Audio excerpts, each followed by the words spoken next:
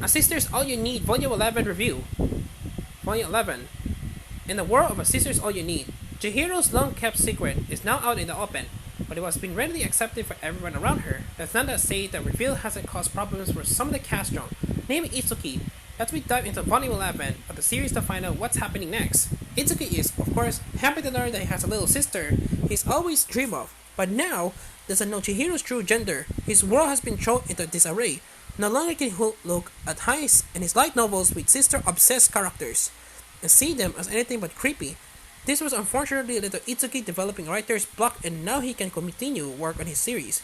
They were hinted this in Volume 10, but with bigger things happening like the overseas convention. Now Itsuki has to face facts as he misses the deadline for the new volume of All About My Little Sister and has indefinitely delayed. It's not unusual for Itsuki to cut it fine with his deadlines, but this is the first time he's ever had a series of this release date change. To make matters even worse, this was going to be the first volume of the series since the anime adaptation aired, which is often one of the most important releases when it comes to driving sales and interest in the source material. With the book publicity delayed, those around Itsuki became aware of this writer's block and tried to encourage him in their own ways.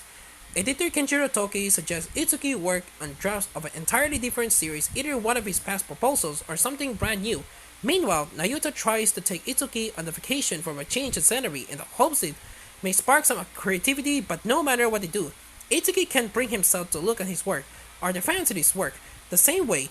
While attending the yearly awards ceremony for his publisher, Itsuki is approached by a new author who was inspired by his work, which leaves the protagonist with nothing but remorse. Given how crude his stories are, and now how much he now despises them. Of course, none of this is helped by the fact Itsuki does want to tell Chihiro that any of this is her fault, and the extended cast also don't want to blame from their feet. Haruto even attempts to reassure Chihiro by explaining the authors often fall into a slump after the anime adaptation after work finishes, either because they're burned out from the extra workload or are happy to leave on the extra money generated from it. Naturally, Chihiro isn't completely convinced by what Haruto tells her, but for now, she's willing to go along with it. The big question on everyone's lips this volume is whether Itsuki will ever write again. It's not just all about my sister, and he can write, but even the new proposals he has into Tokyo are underwhelming. The longer this goes on, the more cast worry they will never be able to return to this craft. From such a slim book, coming on just 150 pages, author Yumi Hirasaka has packed a lot in. Itsuki's storyline is a notable attraction, but there is also subplots following Chihiro's first love and account of Ashley as she reminisces about the old friend. All of these make for a great read and leave A Sister's All You Need Volume 11 an emotional whirlwind. I hate to say this is my favorite book in the series so far. Given how well the author explores and portrays Itsuki's feelings, he's not just crushing his work but also his ability to be a novelist at all.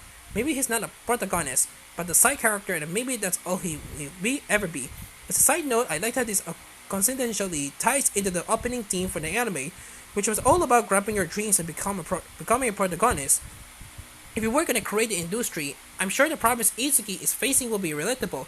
Hirasaka's writing is gripping and feels as though it comes from experience, but even if it doesn't, it's still very believable. Several days after finishing this book, I am still thinking about its content and the message we're supposed to take from it.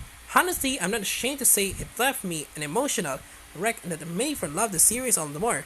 For as foolish and cruel as the books have often been, they're also filled with storylines you absolutely don't want to miss. A Sister's All You Need Volume 11 comes to the West thanks to Yen Press and continues to be translated by Kevin Gifford. The translation reads well with no problems to note.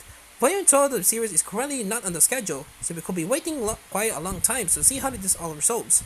Overall, A Sister's All You Need Volume 11 proves to be an emotional roller coaster and one of the best entries in the series so far. Even if you're not the biggest fan of the Itsuki, this one is sure to have you feeling some sympathy for his struggles. A highly recommended read. 10 over 10.